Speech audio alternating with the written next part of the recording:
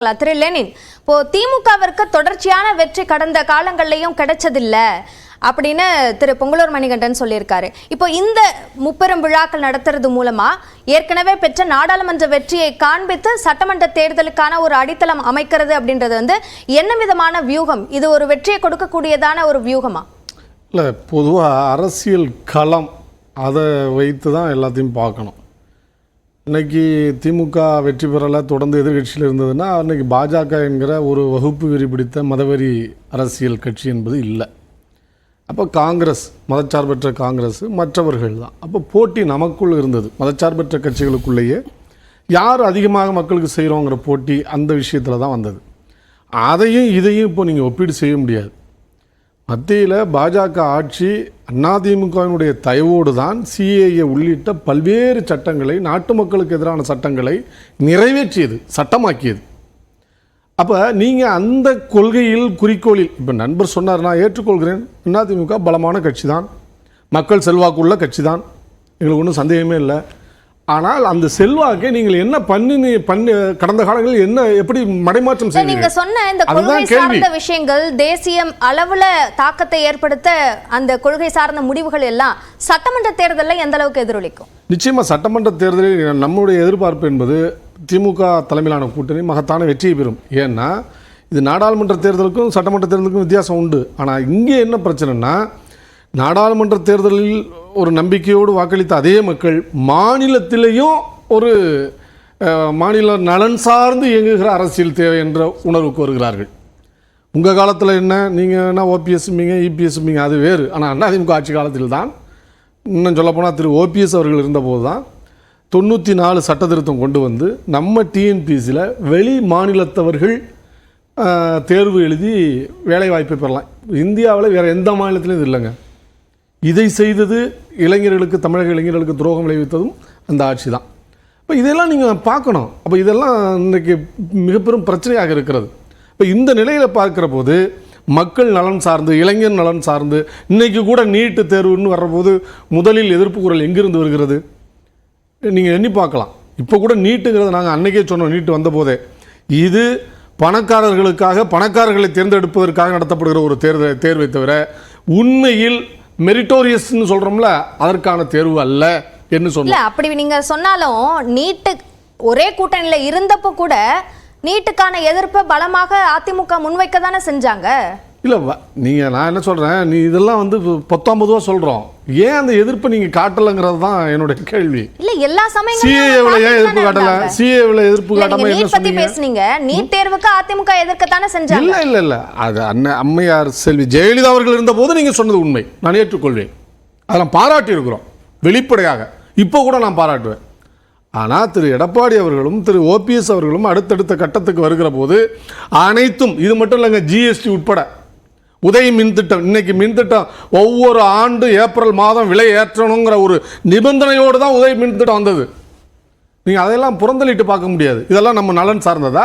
இப்போ இந்த சட்டமன்ற தேர்தலில் இதில் எதிரொலிக்குமா இந்த நாடாளுமன்ற தேர்தலோட வெற்றி அப்படின்றத நம்ம பேசணும். இப்போ முதலமைச்சர் பேசும்போது அது சார்ந்து சொல்லியிருக்காரு. இது பாஜக மீதான அதிருப்தி மட்டும் இல்ல, திமுக ஆட்சி மீதான திருப்தியின் காரணமாகவும் இந்த வெற்றி கிடைச்சிருக்கு அப்படின்னு. ஆனா அதோட ரியாக்ஷன் என்ன அப்படின்றது 2026 தானே தெரியும். நிச்சயமா அதற்கான ஒரு முன் ஏற்பாடு தான் இந்த தேர்தலை பார்க்குறோம். ஒரு பயணம் போகிறோம்னா ஸ்டார்டிங் பிளேஸ் ஒன்று இருக்குங்கள, நம்ம டெஸ்டினேஷன் அடைய வேண்டிய இலக்கு அது சட்டமன்றம்.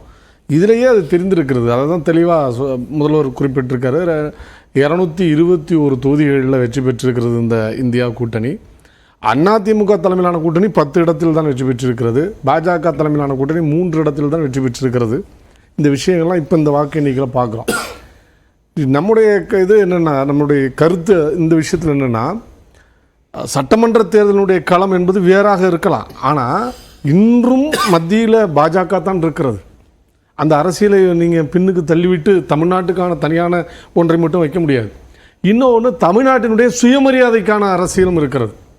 இது ரெண்டையும் காத்திரமாக இந்தியா கூட்டணி தொடர்ந்து தங்களுடைய அரசியல் பரப்புரையிலும் மேற்கொண்டுக்கிட்டு வர்றாங்க. நீங்கள் தமிழ்நாட்டு இளைஞர்களாக இருக்கலாம், மாணவர்களாக இருக்கலாம், தமிழ்நாட்டினுடைய பிரச்சனைகள் இருக்கலாம், ஜீவாதார பிரச்சனையாக இருக்கிற காவிரி பிரச்சனையாக இருக்கலாம், இது எல்லாவற்றிலுமே நம்ம தொடர்ந்து களமாடி கொண்டு தான் இருக்கிறோம். எனவே இது மக்கள் மத்தியில் கொண்டு வரும். இந்த எல்லா பிரச்சனைகள்லையும் பாஜக இல்லைன்னு நீங்க சொல்லிடலாம், ஆனா அதிமுக இல்லைன்னு சொல்லிட முடியுமா? இல்ல, நம்ம கேள்வி என்னன்னா, இப்போ நீங்க ஒரு உதாரணத்துக்கு அதான் நான் சொன்னேன், போன முறையும் நான் சொன்னேன், இப்போ நீட்டு தேர்வாக இருக்கலாம், ஜிஎஸ்டியாக இருக்கலாம், அல்லது நீங்கள் சொன்ன சிஏஏ அமெண்ட்மெண்ட் ஆக்ட், குடியுரிமை திருத்த சட்டமாக இருக்கலாம், இப்படி எல்லாவற்றையும் செய்தவர்கள் அவர்கள். இப்போ கடந்த காலங்களில் உங்களை மக்கள் நம்பி ஆட்சி பொறுப்பு அளித்த போது இப்போ கூட பாஜகவோட அனுசரணை இருந்துவிட்டு அவர்களை உங்கள் வழியில் கொண்டு வருவதற்கு பதிலாக அவர்கள் வழியில் நீங்கள் வளைந்து போனீர்கள். அதனால் விளைந்த இன்னல்கள் தான் தமிழ்நாட்டுக்கு இன்னைக்கும் பிரச்சனையாக இருக்கிறது. இதையெல்லாம் படித்த பண்புள்ள தமிழர்கள் சீர்தூக்கி பார்க்க மாட்டாங்களா?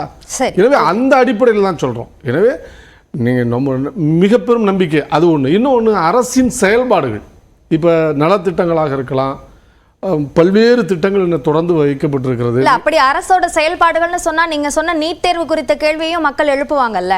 நீட் தேர்வுல விலக்கு பெறுவோம் அப்படின்னு திமுக வாக்குறுதி கொடுத்தாங்கல்ல, அப்ப அந்த தேர்தல் வரைக்கும் அது நிறைவேற்றப்படலைன்னா அதையும் தேர்தல் களத்துல கேள்வி கேட்பாங்கல்ல. இல்ல, மக்கள் அதிலேயும் தெளிவாக தானே இருக்காங்க. இவங்க பெரும்பான்மை பெற்று நாடாளுமன்றத்தில் ஆட்சி பொறுப்புக்கு வந்திருந்தா மாத்திருப்பாங்கல்ல. இன்னைக்கு 40 எம்பிக்களும் அதை பேசியிருக்காங்களா? 2021 வாக்குகள் கேட்கப்படலையே. அப்படிதான் கேட்பாங்க. நீங்க ஒவ்வொன்றையும் சொல்லியா கேட்பாங்க. ஆட்சிக்கு வந்தால் என்பது அதுல துணித்து இருக்கக்கூடிய முக்கியமான சார். திமுக சட்டமன்றத்தில் ஆட்சி அமைக்கும் போது முதல் கையெழுத்து நீட் தேர்வுக்கு எதிரானதாக இருக்கும்னு சொன்னாங்க. ஆனா அது இல்லைன்னு கேட்கும் போது நீங்க 2024 எங்களுக்கு சாதகமான வெற்றி கொடுக்கலன்னு எப்படி சொல்ல முடியும்? இல்ல இல்ல, நீங்க இது நீட் தேர்வை யார் கொண்டு வந்தது? இந்த சட்டத்தை யார் கொண்டு வந்தது? இல்ல, அதுவே தனி விவாதம் இருக்கு. அது பாஜக மாநில அரசினுடைய இப்பயும் திமுக சட்டமன்றத்தில் பேசியது என்ன எல்லாத்தையும் எடுத்து பாருங்க. அதுக்காக குழு அமைத்தது என்ன? குழு அமைத்து அது நீதிமன்றத்தில் போகிற போது பரிசீலனையில் இருக்கா இல்லையா? இவ்வளவு விஷயங்கள் இருக்குல்ல. இப்போ நீங்கள் அதையெல்லாம் கவனத்தில் எடுக்காமல் எதுவுமே செய்யாதது போல பொத்தாம் பொதுவாக ஒரு பரப்புரையை மேற்கொள்வது எப்படி சரியாக இருக்கும்? சரி, ஓகே. அப்ப அதுவும் இணைத்து தானே பார்க்கணும். அப்ப அதுக்கான நடவடிக்கைகள் எடுக்கப்பட்டிருக்கு, அதற்கான தொடர் முயற்சிகள் எடுக்கப்பட்டிருக்கு, நாடாளுமன்றத்தில் பேசப்பட்டிருக்கு. இங்கே மாநில அரசு திமுக தலைமையில் ஒரு புதிய அரசு வந்தபோது அதற்கான முதல் செயல்பாடு என்ன? ஒரு நபர் கமிஷன் அமைத்து அது மிக தெளிவாக ஜெகதீசன் தலைமையில் ஏகே ராஜன் கமிட்டி மிக தெளிவாக எல்லாவற்றையும் ஆய்வு செய்து ஒப்பீடு செய்து ஒரு மாநில அரசுக்கு உட்பட்ட ஒன்றை மாநிலத்தில் எதிர்குரல் வரும்போது அதை சொல்றீங்க. ஆனா விலக்கு இன்னும் கிடைக்கலையே என்பதுதான் முக்கியமா இருக்கு. தொடர்ந்து பேசலாம். இல்ல, உதாரணத்துக்கு பாஜகவிலிருந்து திரு கனக சபாபதி இணைந்திருக்கிறார். திரு கனக சபாபதி, முதலமைச்சர் பேசிய போது முக்கியமான ஒரு விஷயத்தை குறிப்பிட்டிருக்கிறார். 240 தொகுதிகளில் மட்டும் பாஜக வெற்றி என்பது மோடியினுடைய தோல்வி என்று சொல்லியிருக்கிறார். உங்க பதில்? அது முழுக்க முழுக்க தவறுங்க. தமிழ்நாட்டை பொறுத்த வரைக்கும் இப்ப முதல்ல கம்யூனிஸ்ட் நண்பர் ஒரு கருத்து சொன்னாரு, நீங்க கேட்டதுக்கு அவர் பதிலே சொல்லல. நீட் தேர்வை அவர்கள் கூட்டணி இருக்கக்கூடிய கேரளாவில் வச்சிருக்காங்க, ஆனா இங்க வேண்டாம்னு சொல்லி அவரு வாதிடுறாரு. 2021 சட்டமன்றத்துக்கான தேர்தல். அந்த தேர்தல்ல இவங்க எப்படி அதை சொல்றாங்க, வந்தா எடுத்துருவோம் அப்படின்னு ஏமாத்துற வேலைதானா இது? மாநிலங்கள் பாராளுமன்ற தேர்தல் சொல்லியிருந்தா பரவாயில்ல. அவங்க சொல்றது சட்டமன்ற தேர்தலில் பொய்யான வாக்குறுதியை கொடுத்தார்கள். இந்த தேர்தலை பொறுத்த வரைக்கும் பாரதிய ஜனதா கட்சியானது தனித்து கூட்டணி அமைத்து 2 திராவிட கட்சிகளுக்கு மாற்றாக கூட்டணி அமைத்து நாங்கள் வாக்கு சதவீதத்தை அதிகமாக பெற்றிருக்கிறோம். 4% 11% வந்திருக்கிறோம். நமக்கு எல்லாருக்குமே தெரியும் திமுக கூட்டணியானது சென்ற பாராளுமன்ற இல்லையா, அவங்க கூட்டணி வாக்குகள் இல்லையா, பாஜக நாகரிகமா நடந்துக்க. கருத்தை சொல்லி முடிச்சு முன்வைக்கலாம்.